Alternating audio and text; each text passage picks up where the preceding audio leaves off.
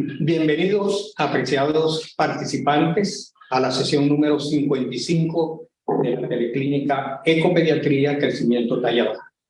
Este es un programa de educación médica continua que se desarrolla desde la Facultad de Medicina de la Universidad Central de Venezuela para tratar problemas pediátricos. En nombre del equipo que organiza este programa, les habla Jesús Velázquez, médico pediatra, profesor de la Facultad de Medicina de la Universidad Central de Venezuela, quien tiene sumo placer en saludarlos cordialmente. Como en anteriores oportunidades, vamos a compartir conocimientos con expertos nacionales sobre salud infantil. En esta ocasión se trata de analizar y discutir un caso clínico que nos guíe a considerar las consecuencias de la ingestión accidental de sustancias cáusticas en niños. Productos químicos de uso habitual en los hogares, como cloro, detergentes, limpiadores de desagües, productos de limpieza del hogar, envasados en frascos inadecuados y dejados muchas veces al alcance de los niños.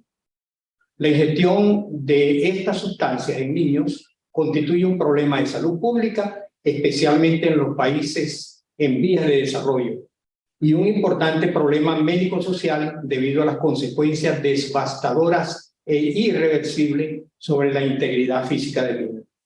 Se calcula una incidencia de 38.7 casos por 100.000 habitantes, con una mortalidad de 1.4% en los países occidentales, por lo que es considerado por la Organización Mundial de la Salud como una de las principales causas de mortalidad en niños menores de 5 años en todo el mundo.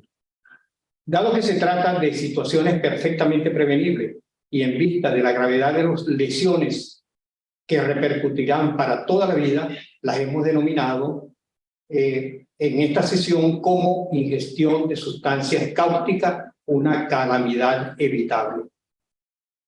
El caso clínico que se presenta proviene del Servicio de Gastroenterología del Hospital de Niños JM de Los Ríos y será presentado por la doctora Marisol Miquelena, residente del curso de especialización en gastroenterología pediátrica de ese hospital. Para analizar y discutir el caso que se presenta, hemos invitado a distinguidos profesionales nacionales expertos en el tema, quienes igualmente estarán muy atentos y dispuestos a responder sus preguntas a través del canal de YouTube SOS Telemedicina. Se trata del doctor José Francisco, médico pediatra, profesor de la Cátedra de Clínica Pediátrica y Puericultura de la Universidad Central de Venezuela, dedicado a estudiar e investigar los temas que tienen que ver con la pediatría social y el maltrato infantil. Doctora Sandra Neri, médico pediatra, especialista en gastroenterología pediátrica, adjunto del Servicio de Gastroenterología Pediátrica del Hospital JM de Los Ríos. La doctora Yurieli Isabel, pediatra, especialista en gastroenterología pediátrica, adjunto del Servicio de Gastroenterología Pediátrica del Hospital JM de Los Ríos. Doctora Brenda Hutton, especialista en cirugía pediátrica, profesora de la Cátedra de Clínica Pediátrica y Puericultura de la Universidad Central de Venezuela, presidente de la Sociedad Venezolana de Cirugía Pediátrica. Igualmente vamos a contar con la participación a distancia de la doctora Jacqueline Fambini, pediatra o coordinadora de esta actividad, y la distinguida profesora pediatra nutrióloga del Grupo de Trabajo del Centro de Atención Nutricional de Antímeno Caña, doctora Mariana María. Como siempre, queremos recordar que esta transmisión se está grabando, de manera que en los próximos 4 días será colocada en el canal de YouTube de SOS Telemedicina, donde podrán volver a ver y oír las intervenciones. Igualmente, deseamos invitar a los asistentes a realizar sus preguntas por el canal de YouTube de SOS Telemedicina. Dejamos pues en el uso de la palabra a la doctora Milagros Miquelena para que presente el caso clínico. Adelante, doctora Milagros Miquelena. Muy buenos días a todos. Vamos a presentar un caso de un escolar de 6 años más 6 meses de edad, natural y procedente de Guarena, cuyo motivo de consulta fue ingesta de soda cáustica tipo desengrasante artesanal. El paciente inicia enfermedad actual el 7 de septiembre del año 2022, cuando posterior a ingesta de soda cáustica tipo desengrasante artesanal, Presenta episodios eméticos en número de 6, cialorrea y lesiones en boca. Considerando esto, familiares acuden al centro asistencial de localidad, donde refieren al servicio del JM de Los Ríos y solicitan evaluación por el servicio de gastroenterología pediátrica. Con respecto a los antecedentes personales y familiares del paciente, carecen de importancia, y con respecto al examen funcional se encontraba dentro de los límites normales. Con respecto a la primera evaluación por el servicio de gastroenterología, se realiza 24 horas post-ingesta. El paciente para este momento tenía un peso de 19 kilogramos, una talla de 115 centímetros y un diagnóstico nutricional que estaba dentro de los límites normales. Al examen físico se pudo apreciar lesiones blanquecinas y eritematosas a nivel de labios y orofaringe. Posteriormente se planifica para su primera revisión endoscópica, donde se pudo observar a nivel de la cavidad oral lesiones en tercio anterior de lengua, a nivel de epiglotis, lesiones blanquecinas con discreto edema, a nivel esofágico, lesiones blanquecinas a nivel de tercio medio con áreas de necrosis focalizada. Y en estómago, lesiones tipo erosiones lineales a nivel de fundus, pudiendo concluir dicho estudio endoscópico bajo los diagnósticos de esofagitis cáustica Sargar 3A y gastropatía cáustica moderada. Teniendo como plan de trabajo el ingreso hospitalario de este paciente, recibiendo tratamiento médico a base de inhibidores de bomba de protones, sucralfato, esteroides tipo dexametasona y antibiótico a base de ampicilina sulbactam. Posteriormente se planifica el paciente para realización de esofagograma, la cual se lleva a cabo a los 12 días post ingesta del cáustico, donde podemos apreciar a nivel del tercio superior esofágico una inadecuada planificación y a nivel de tercio medio un área de estenosis con disminución de calibre de aspecto filiforme de aproximadamente 2 a 3 centímetros de longitud con una oclusión de aproximadamente el 80% de la luz esofágica. Sin embargo, permite el paso del contraste hacia estómago, pudiendo concluir dicho estudio como una estenosis esofágica de tercio medio, teniendo como plan de trabajo iniciar las sesiones de dilatación esofágica. La primera sesión de dilatación esofágica es llevado a cabo a los 20 días post-ingesta. Vale la pena mencionar que el peso inicial del paciente era de 19 kilogramos y ya a este momento de la primera sesión de dilatación esofágica contaba con un peso de 17 kilos 500. Para este momento se decide dilatar con bujías de Savary número 5 y la colocación de una sonda de Hoff para mantener la luz esofágica. Para la segunda sesión de dilatación esofágica, a la semana de la primera, el paciente presentaba un peso de 17 kilos 300, permanecía con la sonda de Hoff y se dilató bajo visión fluoroscópica con bujías de Savary número 5 y 7. Seguidamente se planifica para la tercera sesión, aproximadamente a los 14 días de la segunda. El paciente aquí tenía un peso de 17 kilos 500, fue dilatado con bujía de Savary número 5 y 7 y permanecía con la sonda de Hoff. Para la cuarta sesión de dilatación, el paciente permanecía con el mismo peso. De igual manera se dilata bajo bujías de Savary número 5 y 7 y ya se había retirado previamente la sonda de Hoff. Posteriormente se planifica para la quinta sesión de dilatación esofágica. El paciente permanecía con el mismo peso y de igual manera hubo el paso de bujías de Savary número 5 y 7. Para el momento de la sexta sesión de dilatación esofágica, a los 10 días de la quinta sesión, el paciente tenía una pérdida de peso de aproximadamente 300 gramos y se decide diferir el procedimiento considerando de que el área de la estenosis no era franqueable con el equipo y no hubo paso de las guías metálicas e hidrofílicas. Para este momento, el paciente ya no toleraba dieta blanda y solamente se encontraba con líquidos claros. Tenía como diagnóstico nutricional de déficit agudo con talla normal y considerando la incapacidad de seguir realizando las sesiones de dilatación esofágica, se planifica para un estudio contrastado, la cual se realiza para el día 6-12 del año 2022, pudiendo observar a nivel del tercio superior esofágico una inadecuada planificación del mismo, a nivel de tercio medio una disminución de calibre de aspecto filiforme de aproximadamente 4 centímetros y a nivel del tercio inferior de esófago una segunda área de estenosis de aproximadamente 0,5 centímetros que permite el paso del contraste varitado hacia estómago, pudiendo concluir dicho estudio como una estenosis compleja de tercio medio e inferior esofágico. considerando nuevamente la imposibilidad de realizar las sesiones de dilatación esofágica y el deterioro con respecto al punto de vista nutricional del paciente, se decide solicitar evaluación por el servicio de cirugía pediátrica y nutrición. El paciente es evaluado por el servicio de cirugía pediátrica, donde realizan una gastrostomía quirúrgica, con el fin de preservar el aporte nutricional en este paciente, teniendo como diagnóstico para este momento una estenosis esofágica compleja postcáustica y el diagnóstico nutricional de escolar con déficit agudo y talla normal. Seguidamente, a las 48 horas post la colocación del gastrostomo quirúrgico, es evaluado por el servicio de nutrición. Para este momento, la madre refería que solamente era alimentado a través del gastrostomo, ya que solamente era capaz de recibir líquidos claros por vía oral, teniendo diagnóstico nutricional de escolar con déficit escolar con déficit agudo y talla normal, teniendo un peso para este momento 16 kilos 800, una circunferencia braquial de 13 centímetros y el índice de masa corporal de 12.70, que según Z-Score se encontraba menos 2 desviaciones estándar.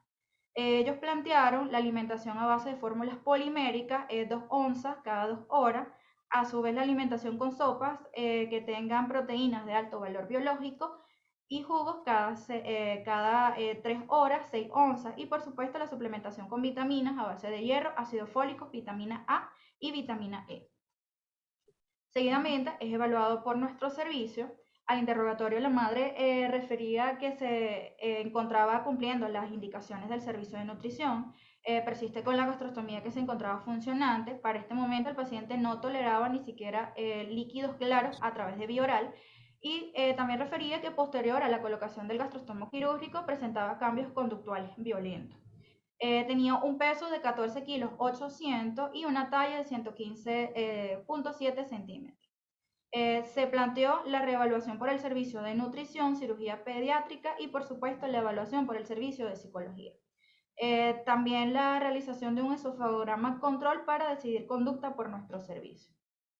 Ahora bien, en el contexto de un paciente que presenta una ingesta de sustancias cáusticas que se complique con una estenosis esofágica, es sumamente importante el abordaje multidisciplinario, ya sea por el servicio de gastroenterología, pediatría, cirugía pediátrica y nutrición, ya que como en el caso de nuestro paciente que tenía un peso inicial de 19 kilos, con el diagnóstico nutricional de escolar y peso y talla acorde a edad, posterior a 5 meses de la evolución postcáustica, el paciente actualmente está presentando un déficit agudo con respecto al punto de vista nutricional. Muchas gracias. Muy bien, muchas gracias, Milagro. Excelente tu presentación. Gracias, doctor. ¿Ya tenías una curva de la pérdida de peso de este niño? Una curva de peso. El paciente en este trayecto de esta evolución postcáustica tenía un peso inicial de 19 kilogramos y hasta la semana pasada manejaba un peso de 14 kilos 800. Por lo tanto, como lo había mencionado anteriormente, es sumamente importante el manejo nutricional, ya sea de manera médico-gastroenterológica o desde el punto de vista quirúrgico. Simplemente lo que tenemos que hacer es unirnos todos como servicio de pediatría tratante y poder proporcionar nuestras mejores herramientas para proporcionar la mejor nutrición a nuestro paciente. Muchas gracias. ¿Alguno de los presentes o de los que estén conectados tiene alguna pregunta que hacer respecto a la presentación del caso clínico? Jóvenes, adelante. Doctora Brenda Bulto. Buenos días. Hola, doctora. La atención, la tardanza entre el incidente que fue la ingesta del cáustico y la primera endoscopia que se realiza. ¿Eso es correcto que sea más o menos 10 días casi creo, posterior a la ingesta o debería manejar? Realmente la primera endoscopia digestiva se realizó a las 72 horas posterior al ingesta. Lo que pasa es que para ese momento el paciente tenía clínica respiratoria y no contábamos con laboratorios para ese momento. Por eso es que no se realizó inmediatamente. Y realmente desde el punto de vista de la gastroenterología sabemos que esta es una de las grandes emergencias que se presentan en nuestra especialidad y es una de las indicaciones para realizar endoscopia digestiva superior idealmente en las primeras 24 horas de la ingesta del cáustico. Siempre y cuando el paciente se encuentre hemodinámicamente estable y no hayan signos de perforación, que digamos que serían una de las contraindicaciones para realizar el estudio precozmente. Sin embargo, tenemos que tomar en cuenta pues, el contexto hospitalario y los síntomas que tenía el paciente. En este caso, nos comenta la doctora Michelena que tenía un cuadro respiratorio, por lo cual para nosotros es mandatorio en cualquier paciente con una ingesta de cáustico y síntomas respiratorios descartar primeramente que no haya una perforación como complicación de esa ingestión. Entonces, bueno, una vez que se logra descartar esto, bien sea con rayos X inicialmente, exámenes de laboratorio, y bueno, luego se estabiliza el paciente hemodinámicamente y desde el punto de vista respiratorio, entonces en ese momento se puede realizar la endoscopia y bueno, supongo que por esto pasaron 72 horas. Muy bien. A ver, al servicio de gastroenterología que atendió a este paciente. Cuando llega un paciente como el que se está presentando, esto produce una honda preocupación en los padres, en la gente que está alrededor. ¿Qué hacer en este momento? ¿Qué le recomendarías tú a los pediatras que nos están viendo que le indiquen a sus padres cuando se presenta un caso como este? Siempre la recomendación que hacemos a los padres en estos casos es acudir de inmediato al médico. De hecho, lo que tratamos es de instruir a los pediatras, a los médicos rurales, los médicos de formación, que eviten en lo posible y que ya los padres sepan las medidas que en casa no deben realizar, como la inducción del vómito, como suministrar algún tipo de bebida que por el contrario pueda más bien empeorar el caso de cada paciente, y que lo ideal es que siempre, una vez que este accidente ocurre, y que lamentablemente está siendo tan frecuente, lo primero es acudir al centro hospitalario más cercano.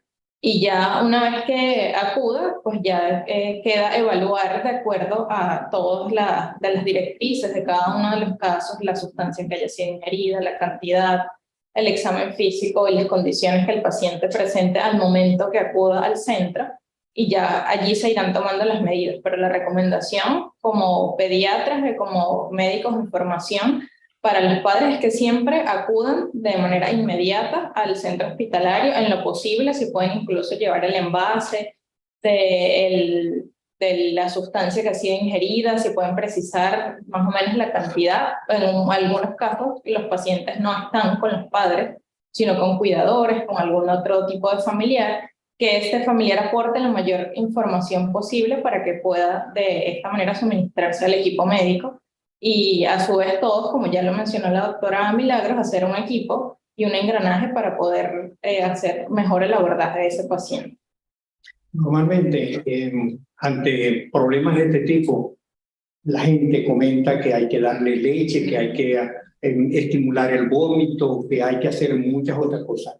¿Eso es lo que hay que hacer? No, es lo que justo mencioné, que es como el aviso, y lo que más debemos recalcar a los padres es eso, en que no se debe realizar, incluso explicarles el porqué. El hecho de inducir el vómito en un paciente va a hacer que la sustancia haga un paso de manera repetitiva a través de la mucosa gástrica y esofágica y va a producir más lesión. Entonces, de manera explicándoles eso, es como que ya ellos van a entender que no van a hacer eso. Y el uso de leche, de alguna otra sustancia, químicos, no tienen realmente alguna evidencia científica que pueda avalar el hecho de que esto va a impedir o va a mejorar el transcurso de la lesión que está haciendo esa sustancia una vez que ha sido ingerida. Entonces tampoco es algo que se recomiende que ellos puedan realizar. La recomendación inicial es acudir al centro hospitalario más cercano. Sí, todo lo contrario. De hecho, ingerir este tipo de sustancias tipo leche o cualquier otra cosa no solamente puede retrasar acudir al centro hospitalario, sino que después desde el punto de vista endoscópico pueden enmascarar lesiones que de repente están en la mucosa y que por tener a nivel gastrointestinal restos de alimentos nos van a limitar la visualización. Y una vez que llega ese paciente allí, como dice la doctora, al ambulatorio, ¿el médico qué debe hacer? Lo primero, Ahora, instrucciones para el médico. sí, lo primero que el médico debe evaluar la estabilidad hemodinámica de ese paciente, que esté bien, que no tenga signos de distrés respiratorio y que esté estable. Luego existen cosas que definitivamente deben evitarse realizar desde el punto de vista médico una vez que el paciente ingresa con el diagnóstico de una ingestión de cáustico. Por ejemplo, lo que es la colocación de sondas nasogástricas para lavados gástricos están completamente contraindicados. La colocación de carbón activado está completamente contraindicado. Entonces son pacientes que deben inicialmente ingresarse, colocarse en dieta absoluta, hacer las rayos X de tórax para descartar cualquier tipo de complicación, estabilizar y referir inmediatamente al gastroenterólogo para que haga el respectivo descarte de lesiones a nivel de la mucosa gastrointestinal. Doctor José Francisco, Gracias. Hay otra razón para no intervenir. Aparentemente esas sustancias actúan tan rápido y digamos, no hay efecto, no hay demostración de que haya efecto de mejoría, sino al contrario, que se complica más la cosa. Así es. Que es un problema porque la gente espera que el médico haga algo y el médico también quiere hacer algo. Por hacer, puede cometer un error. Correcto. Y Gracias. puede complicar completamente Claro. la situación. Así es. es decir, en pocas palabras, pues, no hacer nada, estabilizarlo hemodinámicamente, dieta absoluta y Hidratación. Hidratación. Hidratar. Y eso es bastante. Eso es hacer mucho por la salud del niño. muy bien. Y como en este caso, la madre hizo lo correcto, fue al ambulatorio, lo vieron, etcétera. ¿Qué hacer para su alimentación? ¿Cómo hacemos su alimentación? La alimentación va a estar basada primero en el estado basal en el que llega el niño, porque muy diferente es el niño que llega nutricionalmente sano a aquel que ya llega con algún grado de desnutrición, porque eso también va a predecir las posibles complicaciones que va a tener a futuro ese paciente. Pero lo más importante es determinar la quemadura o las lesiones que se van a ver a nivel esofágico. Lo que nosotros llamamos el Sargar, la clasificación de Sargar. Mientras tenga un Sargar más elevado, va a implicar que van a existir lesiones más importantes, que esas lesiones, cuando vayan a cicatrizar, van a comprometer lo que es la luz del esófago, es decir, el diámetro interno del esófago. Y de consecuencia, pues van a haber problemas para la alimentación. Entonces, el estudio endoscópico que hacemos inicialmente es fundamental para nosotros poder predecir qué es lo que va a ocurrir desde el punto de vista nutricional con este paciente. Cuando tenemos un Sargar extremadamente alto y de consecuencia un riesgo muy alto de que haga estenosis importantes, ya nosotros podemos saber que este paciente en un mediano o largo plazo va a tener problemas o algún tipo de limitación para la alimentación, y desde ese punto de vista nosotros vamos a tener que hacer algún tipo de intervención. Entonces, todas las medidas nutricionales que podamos hacer desde el principio van a estar dictadas por el hallazgo endoscópico de acuerdo a la severidad de la lesión por el cáustico. Un paréntesis, doctora. ¿Qué es el Sargar? ¿Es un test clínico? ¿Es un test que se hace sobre un procedimiento? Y en todo caso, ese procedimiento, ¿al qué momento después del ingeste del cáustico se debe hacer o se puede hacer?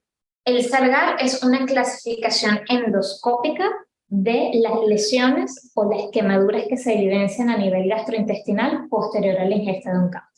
Es algo netamente visual que nosotros realizamos con la endoscopia. Y la endoscopia se debe hacer idealmente en las primeras 24 o 48 horas tras la ingesta de la sustancia, siempre y cuando el paciente pues, esté en condiciones de someterse a este procedimiento. Y eso es predictivo, ese es un test que puede predecir cuáles son las lesiones que van a venir ahora inmediato o futuras. Sí, definitivamente es la clasificación que nos permite y que, como ya lo mencionó la doctora Neri, va a determinar cuál es como el pronóstico en ese paciente. Si tenemos una clasificación más baja, de 0 a 1, quiere decir que es un paciente que muy probablemente va a evolucionar favorablemente, no tiene un riesgo mayor de hacer estenosis o mayores lesiones o consecuencias posteriormente. Pero a medida que el paciente presente más lesiones, de acuerdo a esta clasificación, va a ser más severa el daño o las consecuencias que él pueda ir presentando al paso de los días o las semanas. Entonces, es por eso la importancia que podamos realizar la endoscopia idealmente en las primeras 24 horas, porque es la clasificación que hacemos en esa primera realización de la endoscopia digestiva superior, lo que va a determinar cómo más o menos va a comportarse ese paciente, y es lo que a nosotros nos va a decir qué plan debemos seguir con cada uno de ellos. No es igual cuando hacemos una endoscopia a un paciente que tiene un Sargar 0 o 1, pues una mucosa prácticamente normal. Es un paciente que sabemos que tiene un bajísimo riesgo de complicarse, de hacer algún tipo de estenosis o complicación mayor, pero un paciente que ya presenta una quemadura, una lesión 2B o 3A, como el caso clínico que se acaba de presentar, es un paciente con alto riesgo de complicaciones, de incluso perforación de manera espontánea por el tipo de cáustico que se haya ingerido, o por otras complicaciones. Es un paciente que sabemos que va a hacer una estenosis a los 18 o 21 días después de la ingesta, y son aquellos pacientes en los cuales tenemos que tener un mayor seguimiento desde todo punto de vista, nutricional, pediátrico, gastroenterológico. Entonces, definitivamente sí es el factor predictor la realización de la endoscopia con la aplicación de esta clasificación. Es decir, lo que dijimos que era un problema serio que es repercutida en toda la vida es correcto. Sí, sí, definitivamente. José Francisco, ¿cómo podemos evitar eso? Porque es un problema para toda la vida. Eso es lo más importante. Resulta que lamentablemente no hay información ni tampoco hay el ambiente adecuado. Fíjense, con esta crisis de los últimos 20 años, hay numerosas empresas que fabrican sustancias sustitutos de las tradicionales, como lejía, como todos esos sistemas de limpieza, y le ponen colores para llamar la atención o porque tienen el color propio, pero entonces van frascos de transparente de refresco generalmente y sin ni siquiera una etiqueta. En mi casa estamos usando ese tipo de productos porque son más económicos y no le conviene más. Pero cuando le he dicho a 2 o 3, porque hemos comprado en distintas partes, que mire, póngale una etiqueta, póngale algo, me ven como si estuviera hablando alemán. Ni siquiera entienden lo que le estoy explicando, se lo vuelvo a explicar. Y entonces dicen, bueno, sí, pero tú sabes. Y no tiene que haber una legislación y sanciones para quienes no vendan productos. Y lo ideal, con tapas de seguridad. Y para la familia, tener un sitio cerrado bajo llave y guardar la llave, porque los niños también aprenden a abrir con la llave. Y estar vigilante. ¿Qué está pasando en este momento? ¿Cuántos niños hay en este momento, hermanos de abuelitos o hermanos de una vecina que cría a los niños de los demás cuando van a trabajar? Entonces yo siento que epidemiológicamente el riesgo en este momento para nosotros es mucho mayor por toda esa serie de circunstancias. Por cierto, no sé si lo comentaron, pero estuve leyendo por allí que la frecuencia no es mucha, es como 4 o 5% del total de accidentes de los niños, pero por supuesto la gravedad y la evolución de estos problemas tiene otro riesgo. Como la mortalidad no es alta, sino la morbilidad, probablemente la información disponible cuando la haya no es completa ni suficiente, porque ya sabemos que los estudios de morbilidad son mucho menos comunes y menos oportunos que los de morbilidad, que los de mortalidad. Entonces, en ese momento de los comentarios, déjame ver si tengo algo más anotado por aquí. Bueno, la vigilancia permanente, que es parte de ese asunto, la etapa segura, la legislación. Entonces, la prevención, como en casi todos los aspectos, pero sobre todo en accidentes, inclusive con una buena prevención los accidentes pueden bajar notablemente. Y para que haya una buena protección tiene que haber disponibilidad de tiempo, de conocimiento y de información, que es en lo que los medios de comunicación y los médicos en la consulta y hasta por teléfono se deberían hacer como telegramas cortos de información recuerde, los productos tóxicos deben estar bajo llave, guarden la llave, es decir, eso que tanto llega, tanta profundidad de los medios de comunicación en la gente, pero no se usan para esto. Así es. Doctora, entiendo que usted fue en algún momento dado miembro de la Junta Directiva de... Sí, actualmente soy la presidenta. Ah, Sí. bueno, imagínense. Y entiendo también que ustedes hicieron algunas campañas Así es. divulgativas de esto. ¿Cuál es el resultado de esas campañas? Porque lo más importante es ver los resultados de un trabajo que uno hace, ¿no? Sí, bueno, realmente fue una campaña muy bonita que se hizo con la Junta Directiva de la sección de gastropediatría de la Sociedad Venezolana de Pediatría, en conjunto con Nina Colina. En ese momento la presidenta era la doctora Margarita Vázquez y yo estaba como vocal. Hicimos una campaña nacional a nivel de las redes que en ese momento estaban en boga, o sea, estamos hablando de radio, de televisión, y a nivel nacional, no solamente en Caracas. También gastropediatras de Valencia, de Maracay y de otros estados del interior se abocaron a esta campaña y se hacían algunos cortos en donde nos entrevistaban y pues hablábamos del problema. Y realmente en ese momento se tomó el mes de junio como el mes de la prevención de las sustancias cáusticas y el logo de la campaña era la ingestión de cáusticos, un accidente evitable, 100%, un accidente lamentable, 100% evitable.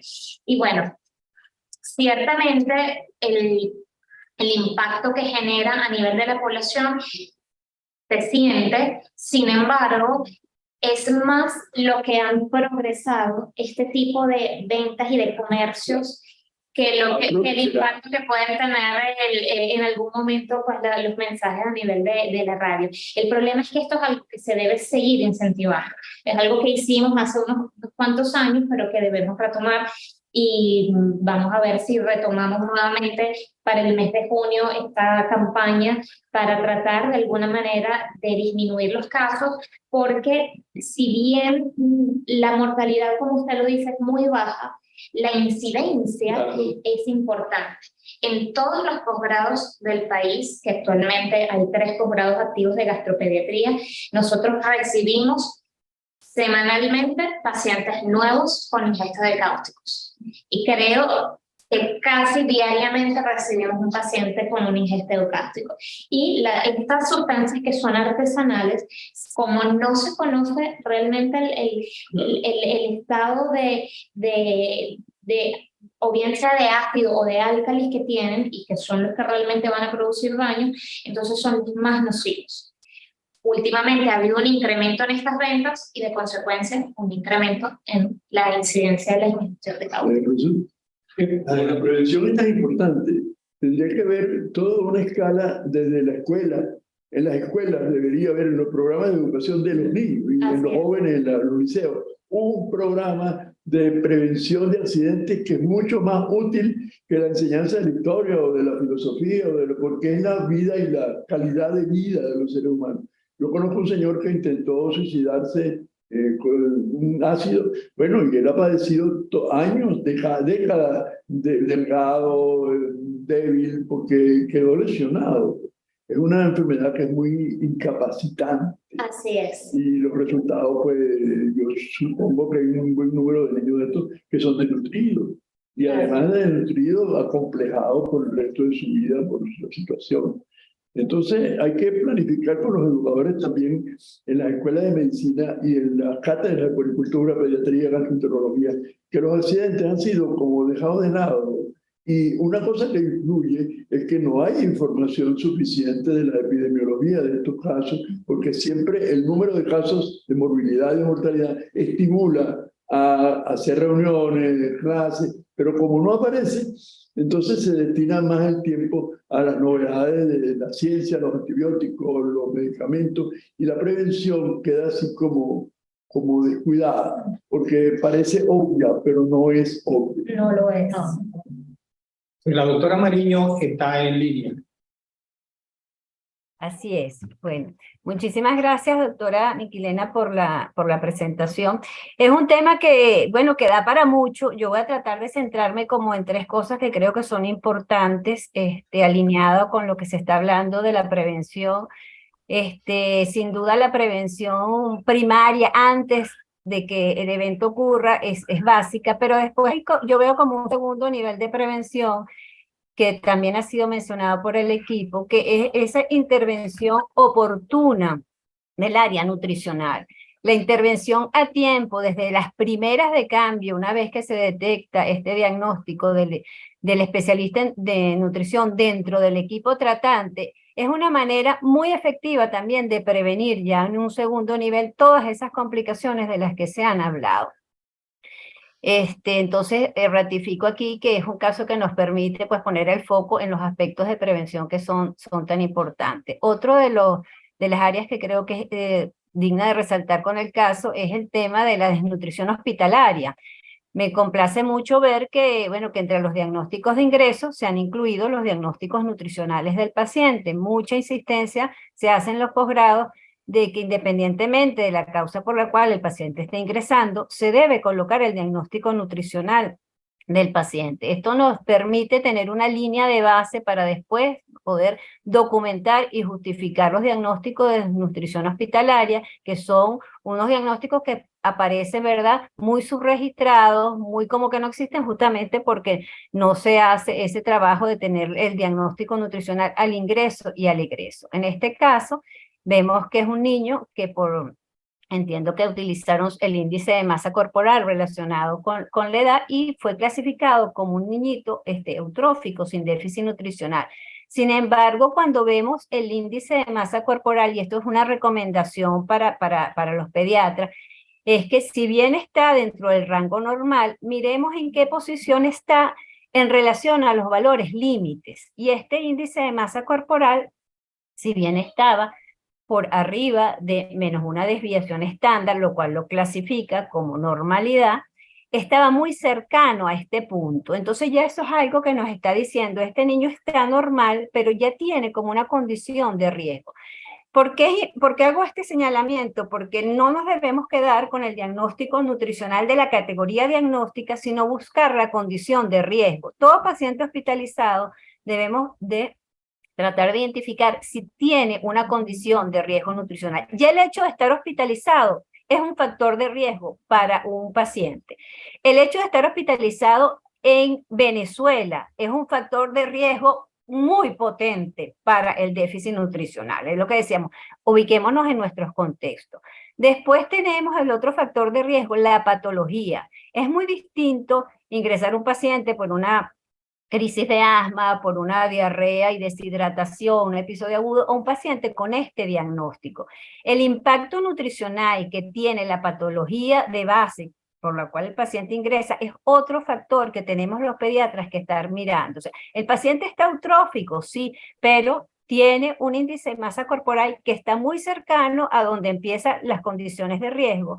Tiene además una patología hipercatabólica, que nos está diciendo, ojo señores, este niñito me lo pones en dieta absoluta, va a consumir su masa corporal, pero así, y tenemos que adelantarnos a ese evento. Entonces, en el manejo de la identificación del riesgo, tenemos entonces la condición nutricional de base, identificar con una lupa un poquito más precisa qué tan normal están esos indicadores, la patología y también el mismo hecho de que la patología va a condicionar seguramente, ¿verdad?, una disminución en la ingesta. Hay un tema mecánico, hay un tema que sabemos que, y ahí de la mano lo que decían las muchachas, sí, esa endoscopia en las primeras de cambio es muy importante porque ahí no tenemos un recurso valiosísimo que nos va a decir cuál es la vía terapéutica que debemos ir tomando. Entonces,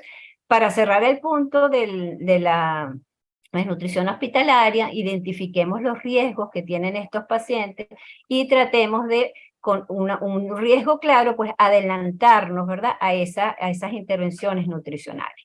El otro aspecto importante que nos da pie para hablar del caso es el soporte nutricional. Es un niñito que evidentemente, ¿verdad?, por su patología tiene clara indicación de un soporte nutricional. Y la decisión entre el soporte nutricional enteral o parenteral, bueno, va de la mano con los hallazgos clínicos de toda esa evaluación que hace el equipo de trabajo.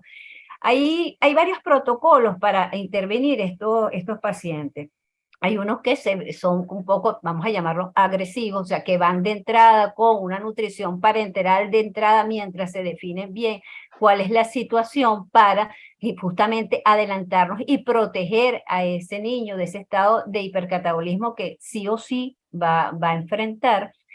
Otros son más conservadores y utilizan la vía enteral, y eso va a depender mucho de la información que justamente a nivel de gastro, pues el equipo consiga y sea capaz de decirnos, mira, este niñito, por las condiciones que tiene, inclusive hay equipos que de una vez dejan una sonda para un tubo de alimentación de acuerdo a los hallazgos, para tenerlo ahí y saber después de esas 48 horas de ayuno cómo vamos a proceder.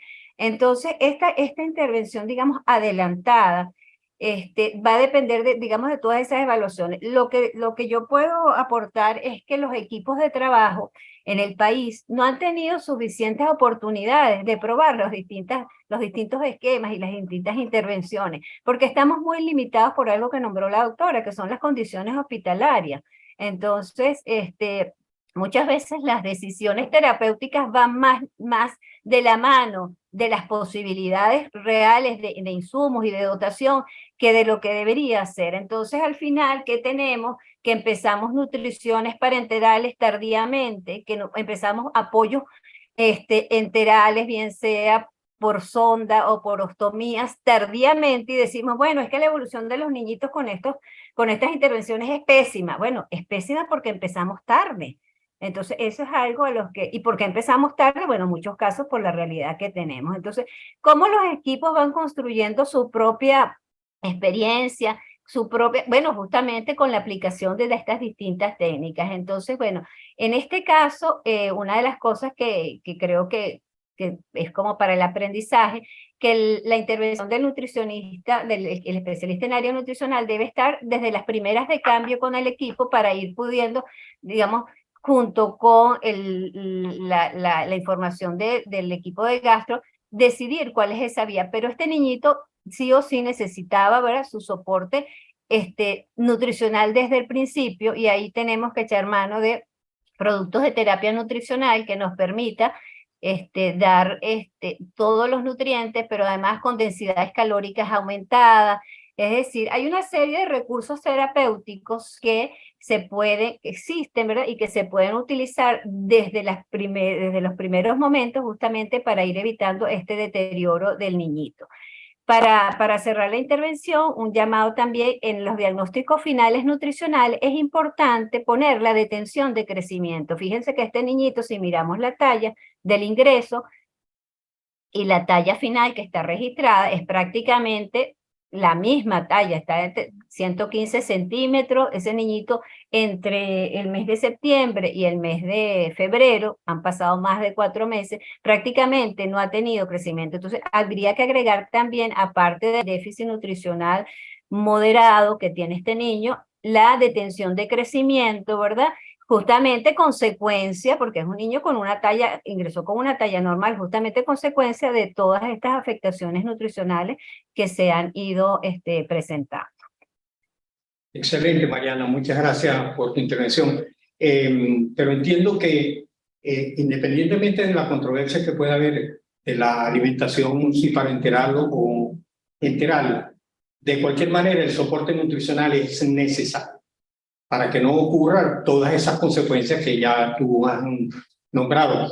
Ahora bien, y también se ha comentado que la visualización del esófago permite en un momento dado predecir cuáles serían las alteraciones futuras de ese niño. ¿Crees entonces que sobre la marcha a estos niños, debe administrársele alimentación parenteral? Fíjense, hay equipos de trabajo que tienen una experiencia buena en Chile, por ejemplo. Ellos de entrada a cualquier paciente con esta condición le ponen parenteral y esa parenteral a las 48 horas se decide si realmente hay que quitársela porque el paciente tiene una integridad gastrointestinal que permite la vía enteral. Pasa, todos estamos de acuerdo que siempre que haya un intestino, ¿verdad?, utilizable, debemos utilizarlo. La vía parenteral en este caso es como un salvavidas, es decir, son 48 horas que probablemente el niño, entre que le hagan las endoscopias, se vea la evolución, se estabilice. Fíjense que este niñito tenía un compromiso respiratorio. Por lo general van a pasar 48 horas en que va a ser difícil que este niño tenga una ingesta que le aporte más del 50% de lo que él necesita, que es como lo mínimo que uno diría como para estar tranquilo y no estar contribuyendo más al deterioro de este paciente. Entonces estos equipos dicen, bueno, mira, entremos con parenteral de inicio, a las 48 horas se evalúa y rápidamente, si no hay criterio para mantenerlo, pasamos una vía enteral ajustada a las condiciones del paciente. Entonces, es un protocolo. Nosotros aquí tenemos la opción de, bueno, de decidir. No tenemos tantos recursos tal vez como para entrar, pero sería muy interesante poder tener la opción de evaluar las evoluciones de los niñitos con distintos esquemas. No es un sí o sí, pero es una opción que está ahí presente. Lo que sí es importante es que estos niñitos no deberían pasar más de 48 horas en dieta absoluta, ¿verdad? Y ya a las 48 horas tenemos que estar tomando decisiones, es decir, qué es lo que... Y el hecho de que el niño tolere solo líquidos y esos líquidos, ¿verdad?, no sean los líquidos apropiados ni en las cantidades apropiadas, no nos va a permitir un aporte nutricional que haga que ese estado hipercatabólico sea manejable. Entonces hay que moverse como con celeridad, no necesariamente con la vía parenteral, pero sí con el apoyo nutricional muy, muy temprano.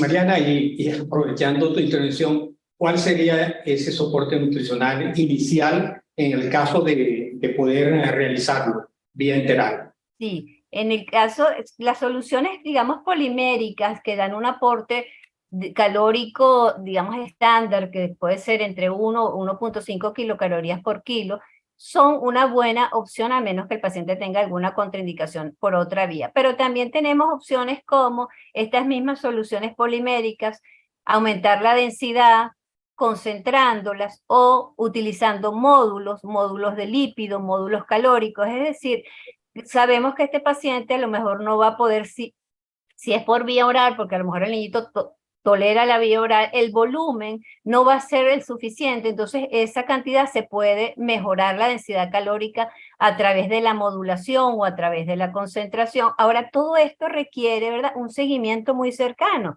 porque son indicaciones que uno tiene que estar evaluando para hacer el ajuste. Lo toleró concentrar la fórmula, toleró agregarle el módulo, ir ajustando. Entonces aquí también es algo importante que en los hospitales a veces se hace la interconsulta y no hay un seguimiento, digamos, mucho más cercano del paciente. Entonces la próxima interconsulta es dentro de 2 o 3 semanas. Ese seguimiento del día a día, de cómo va respondiendo a esto, es muy importante para hacer los ajustes, pero una manera de comenzar, digamos, podría ser con este tipo de fórmulas, pero hay que tener recursos, hay que tener módulos, hay que tener otro tipo de cosas para justamente ir trabajando con esa densidad calórica y de acuerdo a la evolución del paciente, pues ir haciendo los ajustes.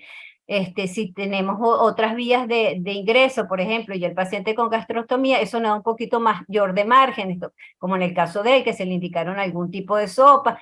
Ahí el problema es que, bueno, que tanta garantía tenemos de que esa sopa, ¿verdad?, tenga la preparación adecuada y ese aporte de proteína de alto valor biológico esté realmente presente, y al final te quedas tú como con la duda de que, bueno, lo seguro que le estamos administrando es lo que podemos contabilizar por una fórmula, ¿verdad?, un producto de terapia nutricional.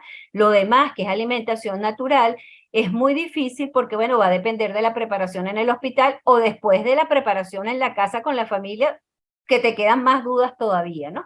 Entonces, en las primeras de cambio, los productos de terapia nutricional son imprescindibles para el manejo de estos pacientes.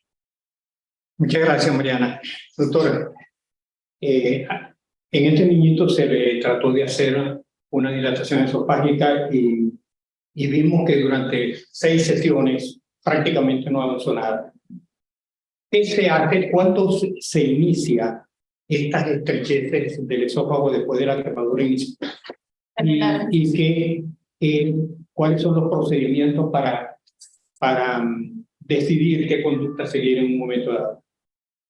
Sí, generalmente la aparición de la estenosis como tal es entre la tercera semana después de la ingesta, es decir, a los 21 días aproximadamente, entre los 18 y 21 días es que inicia la estrechez del esófago, la aparición de la estenosis en los casos que ya hemos mencionado, que sabemos por la endoscopia inicial que pueden evolucionar a esto, es decir, en los casos moderados a severos.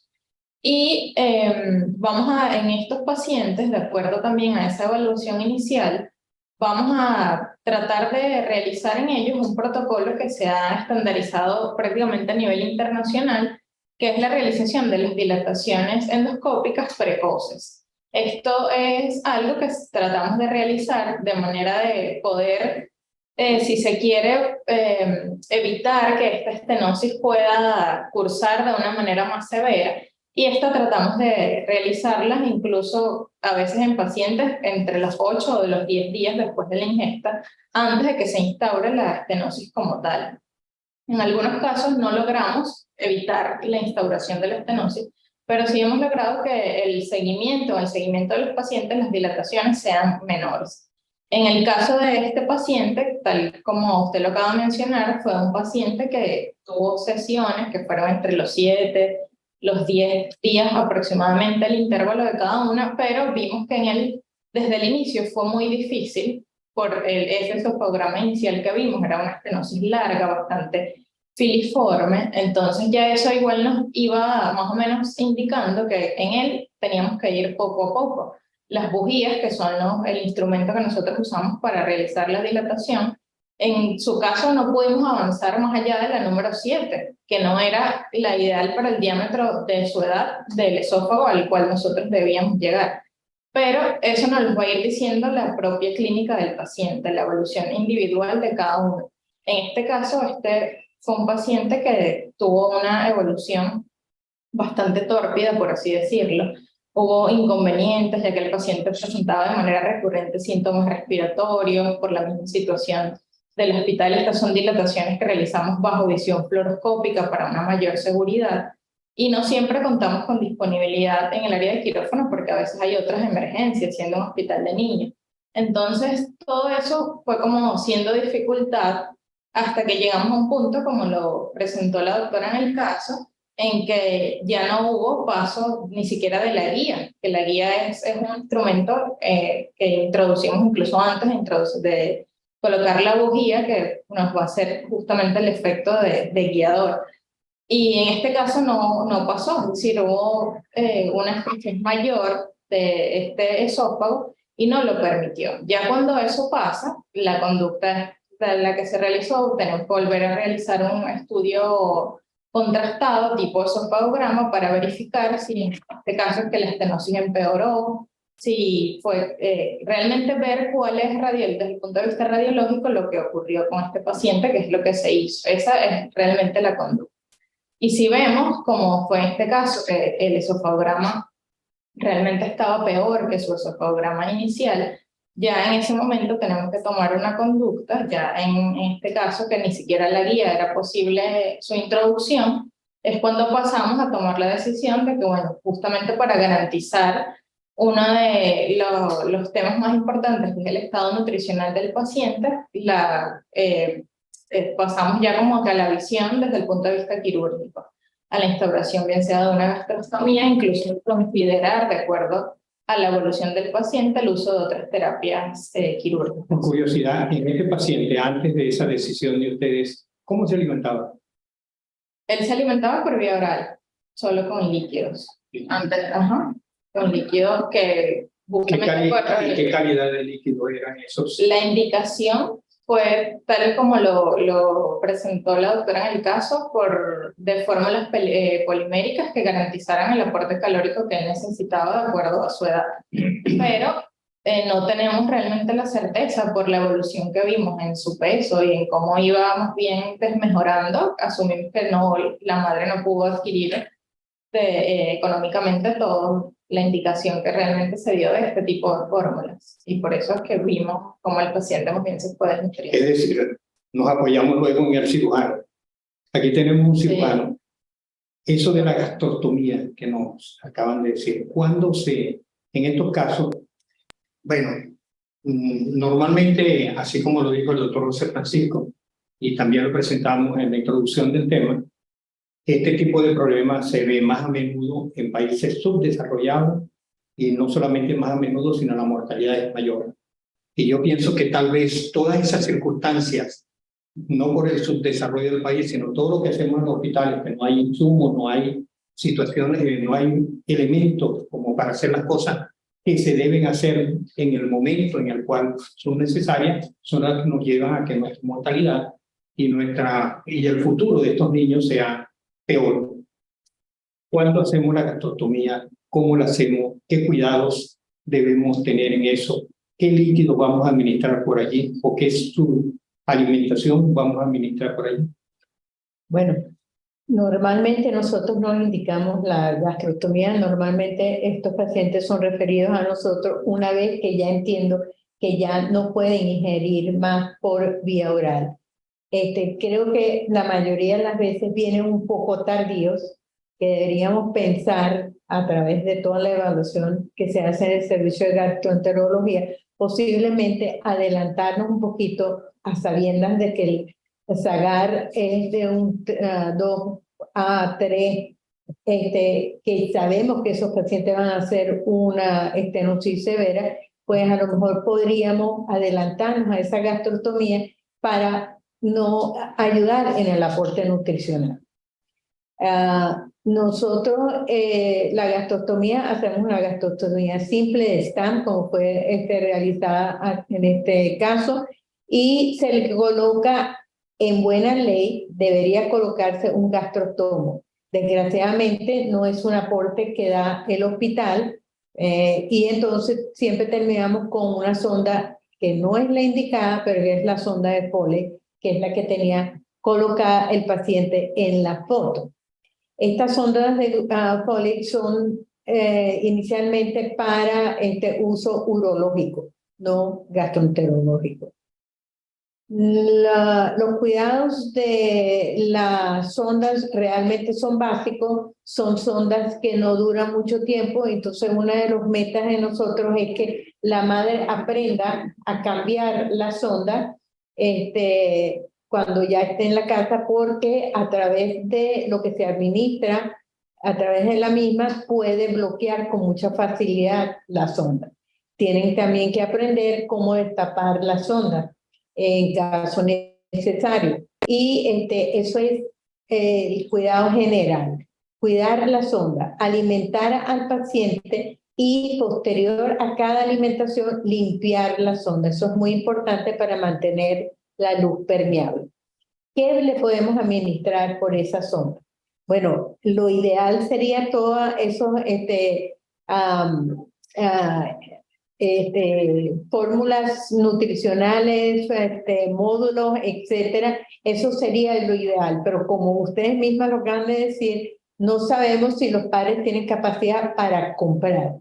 Deberíamos poder aportárselos sin que ellas tengan que comprarlo. Pues son, inclusive una leche infantil es carísima hoy en día. Entonces, no puedes contar con que el paciente vaya a comprar este tipo de cosas. Nosotros lo que les indicamos es una dieta completa, licuada. Licuada más no colada.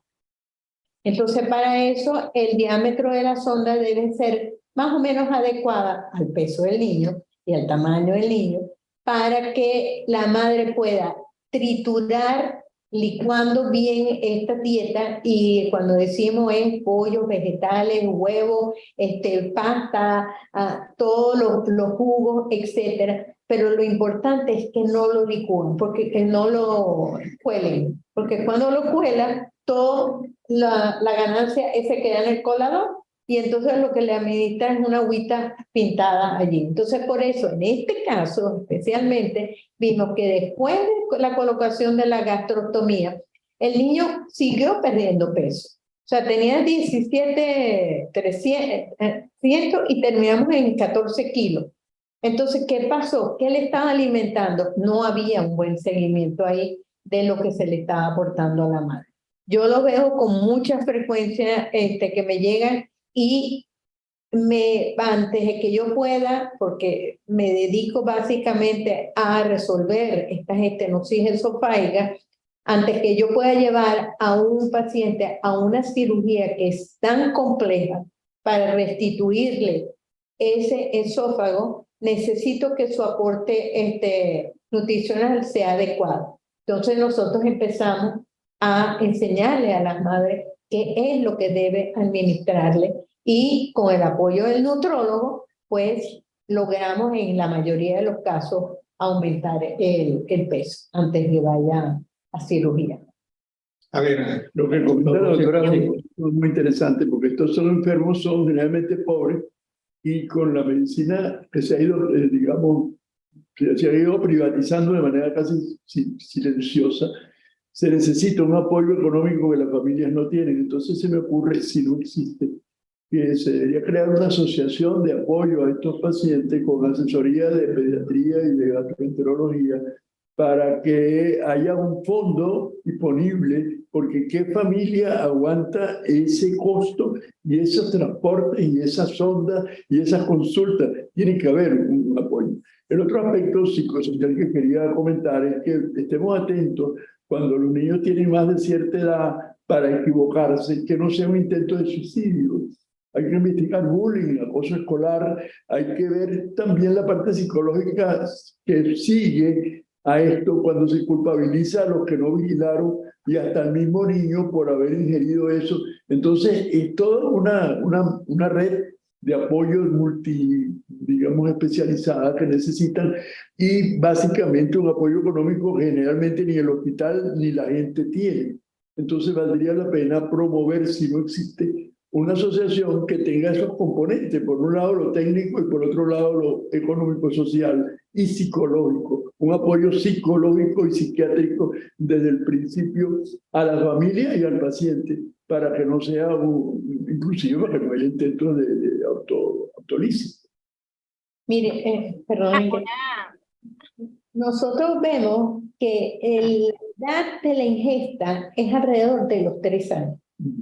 Esa es la edad en que los niños empiezan a caminar más estable y se montan en sillitas y tienen más creatividad. Y tienen más creatividad. Y entonces ven, por eso yo le decía al señor que me vende a mí los productos, le dijo, tienes que poner un letrero, tienes que cambiar las botellas, porque le estaba hablando de eso. Y me dice, pero es que yo le pongo un letrero que dice, esto es cloreto. Sí, pero es que ellos no saben leer.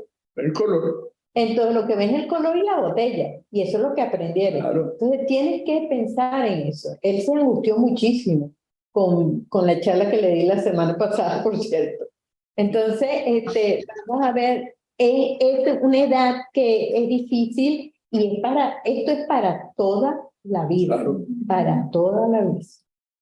Sí. Oye, otra cosa que quería aportar, nos pasa mucho con los pacientes que tienen gastrostomía, que si ellos tienen posibilidades de ingerir cantidades mínimas, aunque sean por vía oral, la mamá llega un momento en que deja de usar la gastrostomía y cuando vienen a los controles le preguntamos, mamá, ¿y qué pasó? Bueno, es que él está tolerando. Cuando tú te pones a sacar la cuenta de lo que ella dice, él está tolerando, o sea, eso es nada. O sea, eso no es ni el 20% del requerimiento del niño. Y la mamá deja la gastrostomía. Entonces, esa parte de ese apoyo de todo el equipo, con el apoyo del psicólogo, de hacer esa intervención, de que la mamá se apegue a las indicaciones, es muy importante. Y lo otro es que también pensando en la prevención a futuro de los trastornos de las conductas alimentarias, es muy importante que estos niños, ¿verdad? Y eso el gastroenterólogo siempre nos dice, sí, él puede probar aunque sean mínimas cantidades de alimento, porque aquí los mecanismos del apetito y de la saciedad se pierden. El niñito no tiene apetito, entonces él no va a pedir comida. Y si la mamá se confía en que por vía oral le puede dar cualquier cosita, deja de usar la sonda. Y por otro lado, el niñito cada vez, ¿verdad?, tiene menos interés en la comida Y los trastornos de la conducta alimentaria posteriores a niños que han tenido este tipo de experiencias con alimentación por sondas, por gastrostomía, son frecuentes. Entonces también ahí coincido con el doctor José Francisco, que el equipo multidisciplinario también con el psicólogo nos tiene, ¿verdad?, que dar ese apoyo para ir manejando todos estos aspectos que van condicionando un posible trastorno de conducta alimentaria, digamos, a futuro. Muy bien, muchas gracias. Estamos llegando casi al final de la sesión. Yo le voy a dejar en la palabra a la doctora Milagros para que nos haga un resumen de lo tratado, que es lo que llamamos la didáctica, y luego cada uno de nosotros va a tener 3 minutos como para que haga sus conclusiones sobre la sesión de hoy. Así que, doctora Milagros, adelante con la didáctica. Ahora bien, las sustancias cáusticas son sustancias químicas capaces de provocar lesiones por acción directa sobre la piel y mucosa. Ciertamente este daño va a ir más que todo dado por el tipo de sustancia cáustica y el pH del mismo. Hablamos de sustancias cáusticas tipo ácido, aquellos que tienen un pH menor a 4 que son capaces de lesionar esta mucosa y esta piel. Por el otro lado tenemos los álcalis, que son aquellas sustancias que mantienen un pH mayor a 12 capaces de lesionar igualmente, por mecanismos totalmente diferentes. Este tipo de productos generalmente los podemos encontrar de ventas ambulantes, más que todos asociados ya sea a agentes de limpieza, limpiadores de metal, limpiadores de hornos, disolventes, blanqueadores, entre otros usos de limpiadores domésticos. En nuestra población pediátrica, el grupo de mayor riesgo va a estar dado por los menores de 5 años, sobre todo considerando el desarrollo psicomotor en esta edad y esta tendencia a ser un poco más curioso. Teniendo un pico de incidencia a los 2 años de edad, siendo más frecuente en el sexo masculino con una proporción de 3 a 1. Considerando de que hay una tendencia a almacenar estas sustancias compradas de manera ambulante en lugares de fácil acceso a estos niños o en recipientes no adecuados, como por ejemplo, ya sea envases de refresco o envases de jugo. Suelen ser sumamente atractivos a estos niños. Por lo tanto, el mayor porcentaje de niños menores de 5 años, la ingesta es accidental. En el año 2004, la OMS estimó que la incidencia de esofagitis cáustica era de 100.000 por año. Para el año 2019 se plantea de que esto se encuentra aproximadamente de 38.9 casos por cada 100.000 niños, teniendo una mortalidad, como ya se había comentado, de 1 a 4% en los países occidentales y subdesarrollados, más que todo asociados a las complicaciones que van a tener estos pacientes con ingesta postcáustica. Con respecto a las edades ya en pacientes adolescentes y adultos, generalmente la ingesta de estas sustancias cáusticas están más que todo asociadas ya sea a enfermedades psiquiátricas o a tendencias autolíticas. La presentación de las ingestas más frecuentes son los líquidos y prevalentemente las sustancias alcalinas, considerando de que estas son insaboras e inoloras, por lo tanto la ingesta de la misma es mucho más rápida. Con respecto a las manifestaciones clínicas, podemos tener diferentes tipos de pacientes. Aquel paciente que puede estar totalmente asintomático, hasta aquel paciente que pueda presentar ya sea lesiones a nivel de boca, el labio, orofaringe, el síntoma cardinal que va a ser la disfagia, la intolerancia a la vía oral, vómitos, la impactación alimentaria, la cialorrea, tos durante la alimentación y en algunos casos también se ha reportado la presencia de hematemesis. Recordando que las lesiones a nivel de piel y mucosa son un factor de mal pronóstico para estas ingestas de cáustico, ya que puede señalar que también hay lesiones a nivel esofágica o gástrica. Con respecto a la evaluación inicial o el manejo agudo de estos pacientes, va a estar dado por la estabilización hemodinámica y la adecuada preservación de la vía aérea. Por ningún motivo se debe inducir el vómito, ya como lo había comentado anteriormente, no realizar lavados gástricos, la no colocación de sondas nasogástricas y por lo tanto tampoco la utilización de carbón activado, ya que esta tiende a disfrazar lesiones de manera al momento de nosotros entrar a la revisión endoscópica. Tampoco se debe utilizar leche y el agua como antídotos para diluir agentes corrosivos. Y lo ideal en estos pacientes es comunicarse con el servicio de gastroenterología para nosotros proceder a nuestra evaluación con la realización de la primera revisión endoscópica en las primeras 24 a 48 horas. Desde el punto de vista del manejo de este paciente, ya como se había comentado también, tiene que ser multidisciplinaria, siempre acompañándonos desde el servicio de nutrición, ya que el objetivo del tratamiento de estos pacientes es preservar el estado nutricional. Y esto tenemos diferentes tipos de manejo desde el punto de vista de gastroenterología, ya sea con las dilataciones endoscópicas, la colocación de una sonda de Hoff bajo visión ya sea fluoroscópica o endoscópica para mantener el aporte nutricional temporal de estos pacientes. Y bueno, ya en el contexto de un paciente que no haya mejoría desde el punto de vista nutricional con las dilataciones o la sonda, obviamente está la intervención por el servicio de cirugía, ya sea con la colocación de un gastrostomo que, como lo habían comentado, permite un mayor aporte nutricional en estos pacientes. Por lo tanto, lo ideal en estos pacientes es la prevención. Esto va a estar dado por la vigilancia adecuada de estos niños, evitar la atracción del niño por estos productos, es decir, no almacenarlos en envases que sean de refresco, jugos que sean altamente atractivos para el niño, procurar disminuir el número de agentes en el hogar y en tal caso de tenerlos, almacenarlos en un armario para tóxicos o que no estén al alcance de estos niños. Guardar en sus recipientes originales y nunca en frascos o envases que el niño confunda con refrescos y bebidas, y los envases deben disponer un etiquetado claro que contenga la composición de la sustancia, los peligros del producto y realmente qué hacer al momento de la ingesta. Como manera para concluir, podemos entonces mencionar que la ingesta de sustancias cáusticas son un problema de salud pública donde los menores de 5 años son los más afectados y el manejo nutricional es vital en los pacientes con ingesta de cáustico y es una entidad que es sumamente prevenible con los cuidados anteriormente mencionados. Gracias. Muchas gracias, doctora Milagros Michelena. Ahora vamos a hacer los comentarios finales. El doctor José Francisco, ¿nos podrías hacer un comentario acerca de este tipo de pacientes y especialmente qué podemos nosotros recomendar a las autoridades que tienen que ver con la protección de los niños y adolescentes? La LOGNA, ¿qué tiene que decir de esto? La Convención de los Derechos del Niño indica que las intoxicaciones forman parte de un maltrato. Claro, un maltrato indirecto. De manera que nos puede decir esto y sobre todo recomendaciones para las autoridades que tienen que ver con esto. Y los las leyes tienen que ser firmes, claras y aplicables, y aplicadas y cumplidas. Que si hay una empresa que está fabricando productos con riesgo, debe tener una sanción. Cierren la fábrica un mes para que aprendan a respetar la ley y que la ley exista y se cumpla. Desde el punto de vista de lo costoso que son estos pacientes crónicos, desde todo punto de vista, es la proposición de que haya una asociación mixta entre sectores privados y sectores científicos del área para mantener esto en la mejor calidad posible. Y el apoyo psicológico, económico, social, económico es indispensable porque esto es una tragedia. Este es un niño que se lleva la economía de cualquier familia de clase media o media alta.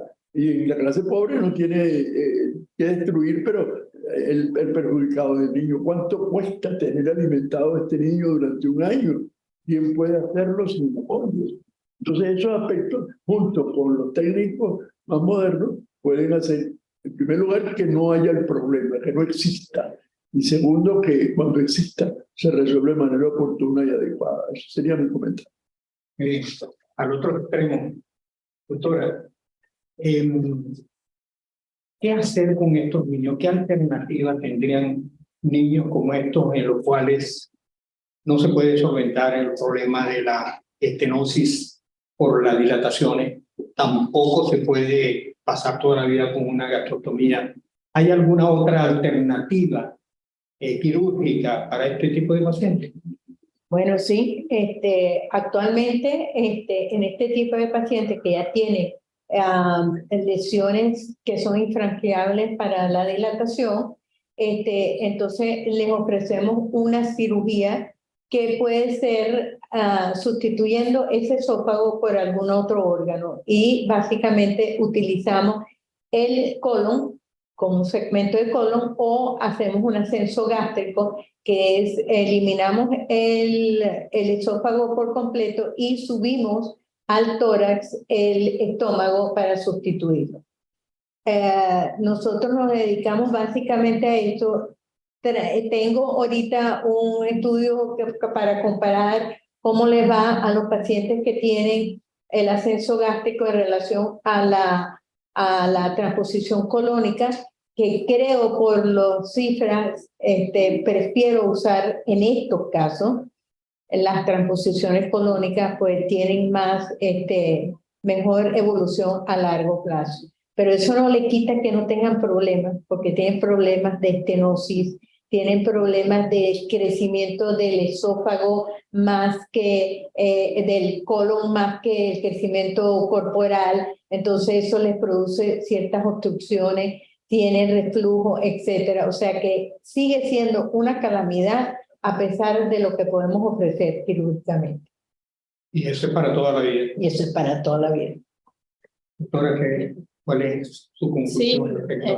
definitivamente es como lo dice el título de esta clase, es una calamidad que es prevenible.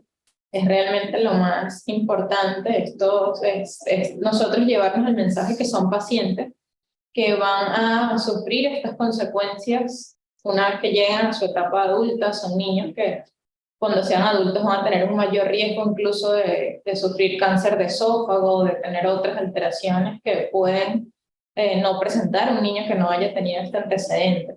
Entonces, tener siempre eso en cuenta y sobre todo aprovechando la oportunidad que hay pediatras, hay residentes de pediatría, que hay médicos en formación, que se sepa distinguir bien que en este momento estamos hablando de sustancias cáusticas y las recomendaciones que estamos indicando no a realizar, como es la no colocación de sonda, no realizar lavados gástricos, no realizar el uso de carbón activado, es porque estamos hablando de cáusticos. Pero eso no quiere decir que haya la confusión con cuando hay la ingestión de niños de otras sustancias, como organofosforados, como otras sustancias tóxicas que sí requieren de este manejo y que muchas veces pasa que hay esa confusión y que entonces un paciente que sí requería en las primeras horas realizar un lavado gástrico, realizar colocación de carbón activado, no se hizo en ese paciente porque se pensó que era una ingesta de cáustica. Entonces, que vaya también ese mensaje y que se sepa distinguir que no todo lo que un niño ingiere siempre va a ser una sustancia cáustica. Vimos una lámina donde la doctora, a pesar de lo rápido, pudo hacer una lista breve de lo que son las sustancias cáusticas, tanto álcalis como ácidos. Pero siempre ante la duda que llega un paciente se verifica, se busca. Esto, si hay una duda, esto es un cáustico, no lo es, esto es otro tipo de sustancia. Y realmente en base a eso, saber el manejo, porque no queremos tampoco que eso pase, que entonces cualquier cosa que el niño ingiera es cáustico y entonces en aquellas ocasiones que sí se tenían que hacer todas esas medidas que dijimos que en estos casos no, entonces no se hagan y eso traiga una mayor consecuencia en ese paciente. Sería eso. Muchas gracias. Doctorísimo.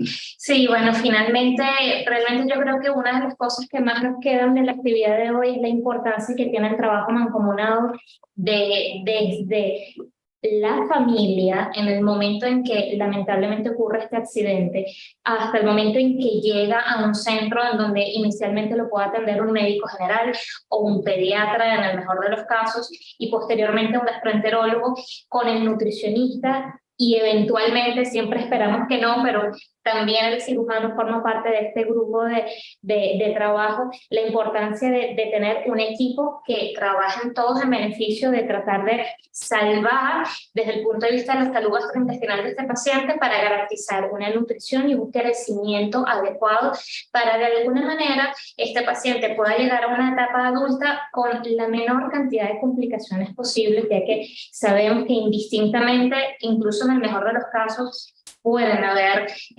complicaciones o limitaciones desde el punto de vista de la motilidad de ese esófago, que siempre va a quedar comprometido incluso hasta etapas adultas.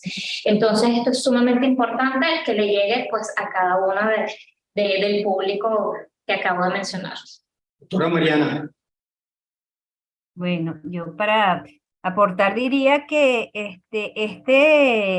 a nuestros pediatras y a los médicos que trabajan con estos pacientes, pues que tengan claro que la convocatoria desde las primeras etapas del diagnóstico, de la involucración del nutricionista en el equipo es necesario, que la endoscopia es fundamental y como se decía, mientras más precoz, mejor.